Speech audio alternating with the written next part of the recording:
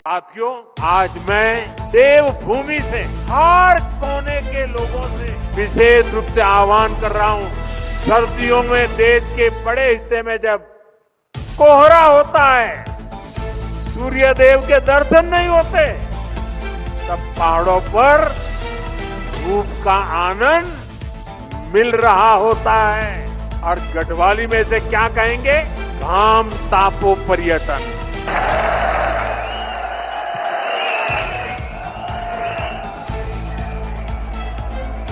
इसके लिए देश के कोने कोने से लोग उत्तराखंड जरूर आए। मैं कॉरपोरेट वर्ल्ड के बड़े महानुभावों से भी आग्रह करूंगा, वो अपने बड़े बड़े सेमिनार के लिए उत्तराखंड आए। देश की यूनिवर्सिटी, प्राइवेट स्कूल, मैं उन सब नौजवान साथियों से भी कहूंगा कि स्टूडेंट्स के विंटर ट्रिप के लिए आप उत्तराखंड को पसंद कीजिए। यहां आकर लोग योग और आयुर्वेद के जरिए रिचार्ज और री एनर्जाइज भी हो सकते हैं। नमस्कार साथियों, एक बार फिर स्वागत है आपका अपने YouTube प्लेटफॉर्म संवाद लाइव पर। आज की इस वीडियो में हम बात करते हैं नरेंद्र मोदी के उत्तरकाशी दौरे की। जी हाँ दोस्तों, उत्तराखंड में कल ही नरेंद्र मोदी आए थे उत्तरकाशी के मखुआ से। उत्तराखंड में शीतकालीन पर्यटन को बढ़ावा देने का बड़ा संदेश दिया। उन्होंने घाम तापो टूरिज्म की संकल्पना को प्रस्तुत करते हुए पर्यटकों, कॉरपोरेट सेक्टर, फिल्म इंडस्ट्रीज और योग साधकों से उत्तराखंड आने का आह्वान किया। प्रधानमंत्री मोदी ने हरसिल में जनसभा को संबोधित करते हुए उत्तराखंड को हर मौसम में पर्यटन केंद्र के रूप में विकसित करने की जरूरत को अहम बताया। इससे प्रदेश की अर्थव्यवस्था को नई ऊंचाइयां मिलेगी और स्थानीय लोगों को रोजगार के अवसर भी प्राप्त होंगे। आप देख रहे हैं आपका अपना YouTube चैनल संवाद लाइव। हो सके तो चैनल को सब्सक्राइब और वीडियो को लाइक और शेयर करना न भूलें। प्रधानमंत्री मोदी ने कहा कि जब वे बाबा केदार के दर्शन के लिए आए थे, तब उन्होंने कहा था कि वह दशक उत्तराखंड का होने जा रहा है। अब यह सच साबित हो रहा है। उत्तराखंड में नई परियोजनाओं और पर्यटन को बढ़ावा देकर इसे एक प्रमुख पर्यटन स्थल के रूप में विकसित किया जा रहा है। साथियों, आपको बता दें कि प्रधानमंत्री मोदी ने गढ़वाली भाषा में घाम तापो पर्यटन का जिक्र करते हुए कहा कि देश के कई हिस्सों में सर्दियों में कोहरा रहता है, लेकिन उत्तराखंड में धूप का आनंद लिया जा सकता है। देखिए हमारी संवाद लाइव की एक विशेष रिपोर्ट आपके सामने प्रस्तुत है।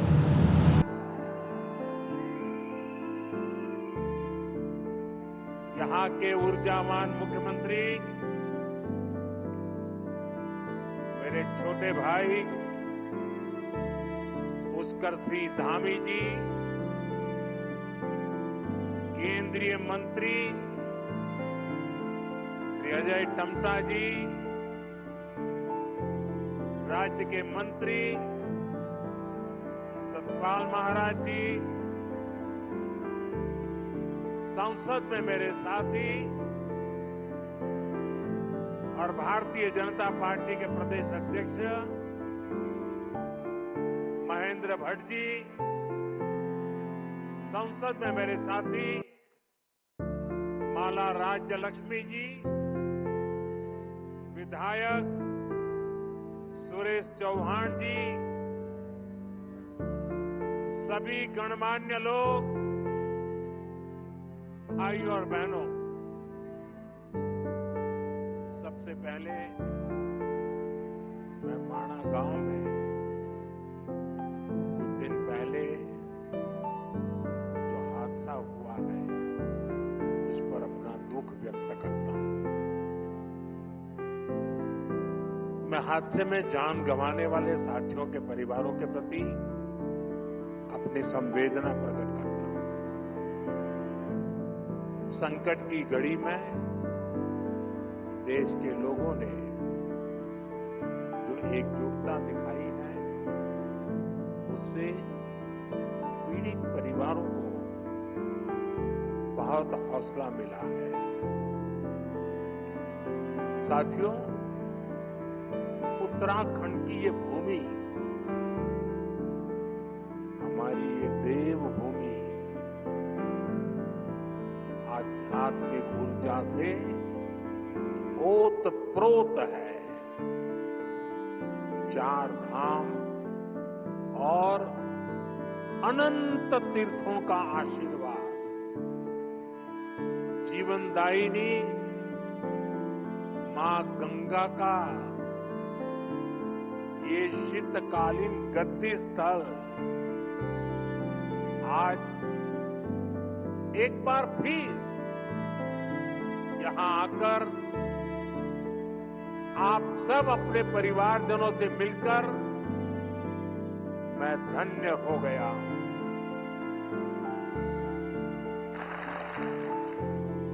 मां गंगा की कृपा से ही मुझे दशकों तक उत्तराखंड की सेवा का सौभाग्य मिला।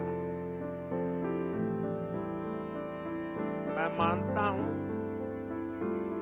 उन्हीं के आशीर्वाद से मैं काशी तक पहुंचा और अब सांसद के रूप में काशी की सेवा कर रहा हूं। और इसलिए मैंने काशी में कहा भी था, मुझे मां गंगा ने बुलाया है। और कुछ महीने पहले मुझे ये भी अनुभूति हुई कि जैसे मां गंगा ने मुझे अब गोद ले लिया है, ये मां गंगा की ही दुलार है। अपने इस बच्चे के प्रति उनका स्नेह है कि आज मैं उनके मायके मुखवा गांव आया हूं।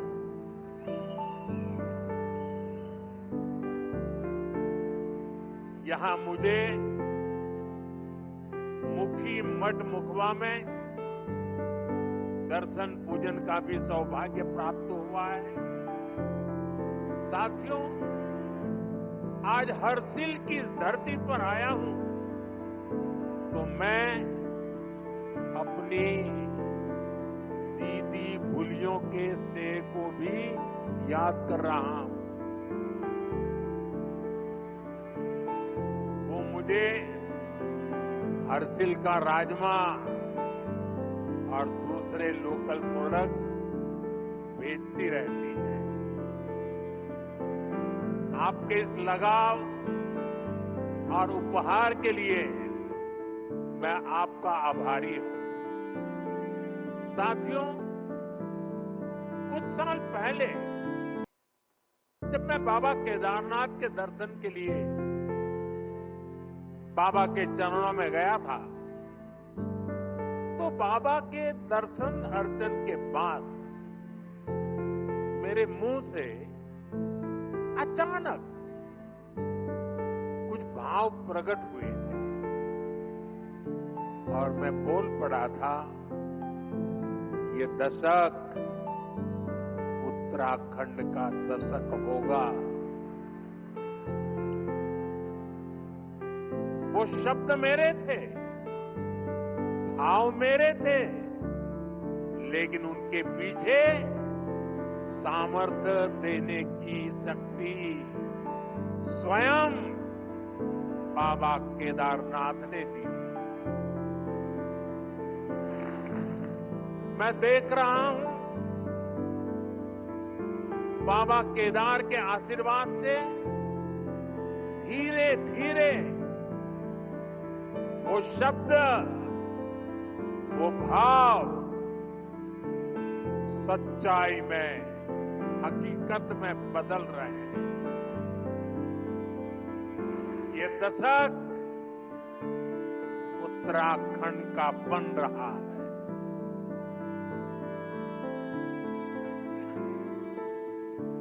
यहां उत्तराखंड की प्रगति के लिए नए नए रास्ते खुल रहे हैं। जिन आकांक्षाओं को लेकर उत्तराखंड का जन्म हुआ, उत्तराखंड के विकास के लिए जो संकल्प हमने लिए थे, नित नई सफलताओं और नए लक्ष्यों की ओर बढ़ते हुए वो संकल्प आज पूरे हो रहे हैं। इसी दिशा में शीतकालीन पर्यटन एक और बड़ा महत्वपूर्ण बड़ा कदम है। इसके माध्यम से उत्तराखंड के आर्थिक सामर्थ्य को साकार करने में बहुत बड़ी मदद मिलेगी। मैं इस अभिनव प्रयास के लिए धामी जी को, उत्तराखंड सरकार को बहुत बहुत बधाई देता हूं और उत्तराखंड की प्रगति के लिए कामना करता हूं। साथियों, अपने टूरिज्म सेक्टर को डाइवर्सिफाई करना, 12मासी बनाना, 365 दिन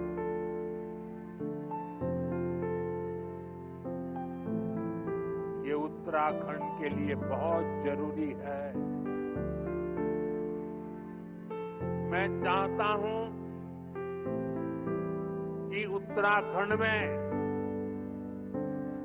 कोई भी सीजन हो, कोई भी सीजन ऑफ सीजन ना हो, हर सीजन में टूरिज्म ऑन रहे। अब ऑफ नहीं, ऑन का जमाना। अभी पहाड़ों पर पर्यटन सीजन के हिसाब से चलता है। आप सब जानते हैं, मार्च, अप्रैल, मई, जून के महीने में बड़ी संख्या में पर्यटक आते हैं, लेकिन इसके बाद उनकी गिनती बहुत कम हो जाती है। सर्दियों में अधिकतर होटल्स, रिसोर्ट और होम स्टे खाली पड़े रहते हैं। ये असंतुलन उत्तराखंड में साल के एक बड़े हिस्से में आर्थिक सुस्ती ला देता है। इससे पर्यावरण के लिए भी चुनौती पैदा होती है। साथियों, सच्चाई ये है कि अगर देश विदेश के लोग सर्दियों के मौसम में यहां आए तो उन्हें सच्चे अर्थ में देवभूमि की आभा का वास्तविक परिचय मिलेगा। विंटर टूरिज्म में यहां लोगों को ट्रैकिंग, स्कीइंग जैसी एक्टिविटीज का रोमांच सचमुच में रोमांचित कर देगा। धार्मिक यात्रा के लिए भी उत्तराखंड में सर्दियों का समय बेहद खास होता है। कई तीर्थ स्थलों पर इसी समय विशेष अनुष्ठान भी होते हैं। यहां मुखबा गांव में ही देखिए,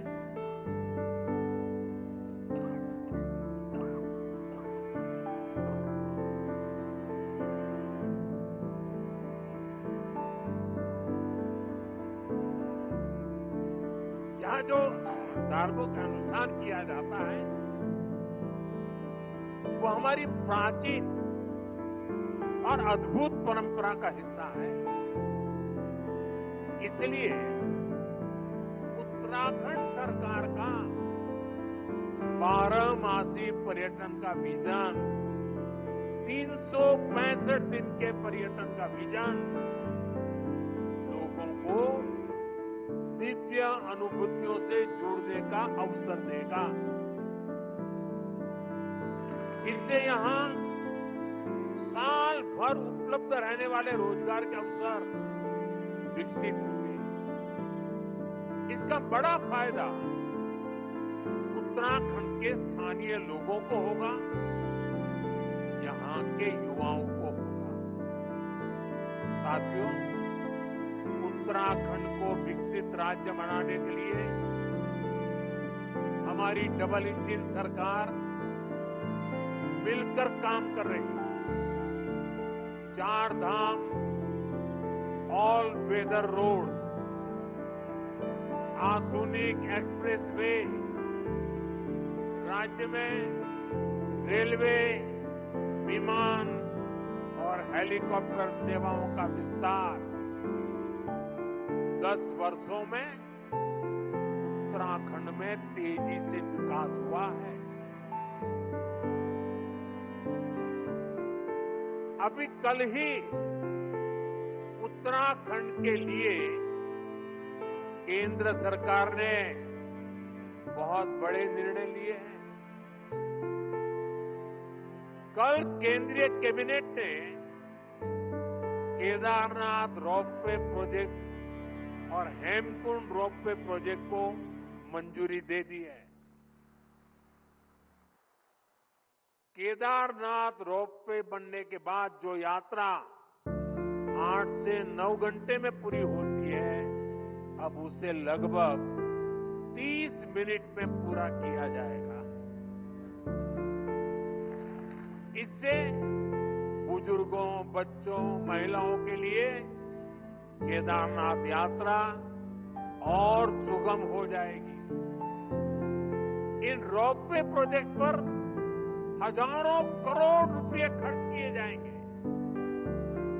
मैं उत्तराखंड समेत पूरे देश को इन प्रोजेक्ट्स की बधाई देता हूं।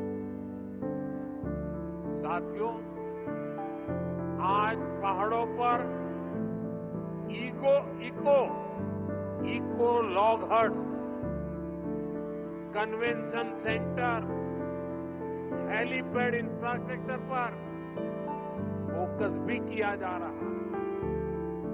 उत्तराखंड के टिम्बर साइंड महादेव, माणा गांव, जादून गांव में टूरिज्म इंफ्रास्ट्रक्चर नए सिरे से विकसित हो रहा है। और देशवासियों को पता होगा, शायद नहीं होगा, 1962 में जब चाइना ने भारत पर आक्रमण किया, तभी हमारा जादू गांव को खाली करवा दिया गया था। ये हमारे 2 गांव खाली कर दिए गए थे। 60-70 साल हो गए, लोग भूल गए। हम नहीं भूल सकते। हमने उन 2 गांवों को फिर से बसाने का अभियान चलाया और बहुत बड़ा टूरिस्ट डेस्टिनेशन बनाने की दिशा में हम आगे बढ़ रहे हैं। और इसी का परिणाम है कि उत्तराखंड में पर्यटकों की संख्या इस 1 दशक में तेजी से बढ़ी है। 2014 से पहले 4 धाम यात्रा पर हर साल औसतन 18 लाख यात्री आते हैं। अब हर साल लगभग 50 लाख तीर्थयात्री आने लगे हैं। इस साल के बजट में 50 टूरिस्ट डेस्टिनेशंस को विकसित करने का प्रावधान किया गया है। इन डेस्टिनेशंस पर होटलों को इंफ्रास्ट्रक्चर का दर्जा दिया जाएगा। इससे पर्यटकों के लिए सुविधाएं बढ़ेगी, और स्थानीय रोजगार को भी बढ़ावा मिलेगा। साथियों, हमारा प्रयास है उत्तराखंड के बॉर्डर वाले इलाकों को भी पर्यटन का विशेष लाभ मिले। पहले सीमावर्ती गांवों को आखिरी गांव कहा जाता था। हमने ये सोच बदल दी। हमने कहा ये आखिरी गांव नहीं है, ये हमारे प्रथम गांव है। उनके विकास के लिए वाइब्रेंट विलेज प्रोग्राम शुरू किया। इस क्षेत्र के भी 10 गांव इस योजना में शामिल किए गए और मुझे बताया गया उस गांव से भी कुछ बंधु आज यहां हमारे सामने मौजूद है। देलांग और जादूंग गांव जिसका मैंने वर्णन किया 62 में क्या हुआ था, फिर से बसाने का काम शुरू किया गया। आज यहां से जादूंग के लिए मैंने अभी बाइक रैली को रवाना किया। हमने होम स्टे बनाने वालों को मुद्रा योजना का लाभ देने का ऐलान किया है। उत्तराखंड सरकार भी राज्य में होम स्टे को बढ़ावा देने में जुटी है। जो गांव इतने दशकों तक इंफ्रास्ट्रक्चर से वंचित रहे, वहां नए होम स्टे खुलने से पर्यटन बढ़ रहा है, लोगों की आय बढ़ रही है। साथियों, आज मैं देवभूमि से देश के पूरब, पश्चिम, उत्तर, दक्षिण और मध्य भी हर कोने के लोगों से, खासकर युवा पीढ़ी से और मां गंगा के मायके से, इस पवित्र भूमि से देश की नौजवान पीढ़ी को विशेष रूप से आह्वान कर रहा हूं, आग्रह कर रहा हूं। साथियों, सर्दियों में देश के बड़े हिस्से में जब कोहरा होता है, सूर्य देव के दर्शन नहीं होते, तब पहाड़ों पर धूप का आनंद मिल रहा होता है। ये एक स्पेशल इवेंट बन सकता है। और गढ़वाली में से क्या कहेंगे? गाम तापो पर्यटन।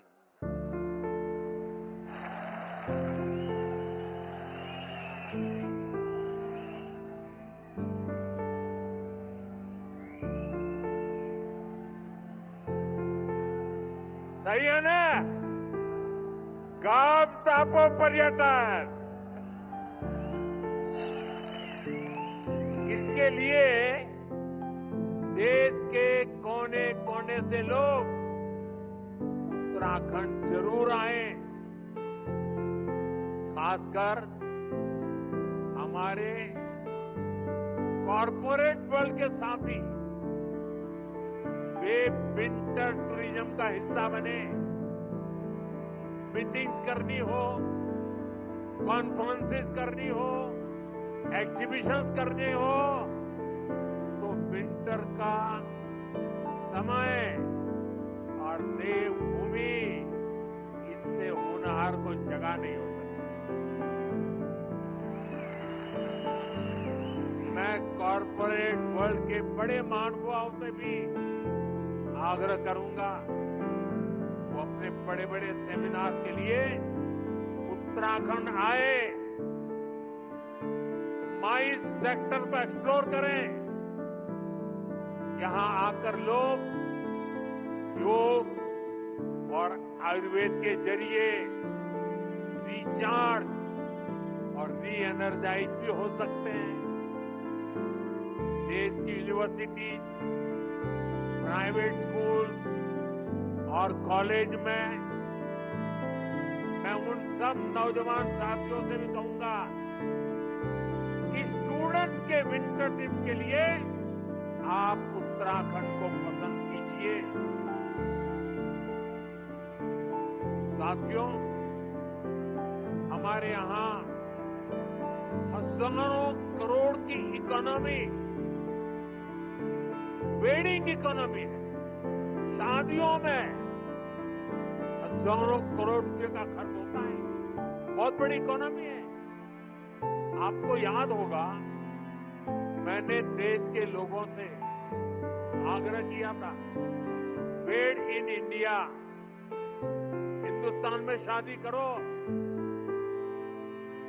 आजकल लोग दुनिया के देशों में चले जाते हैं।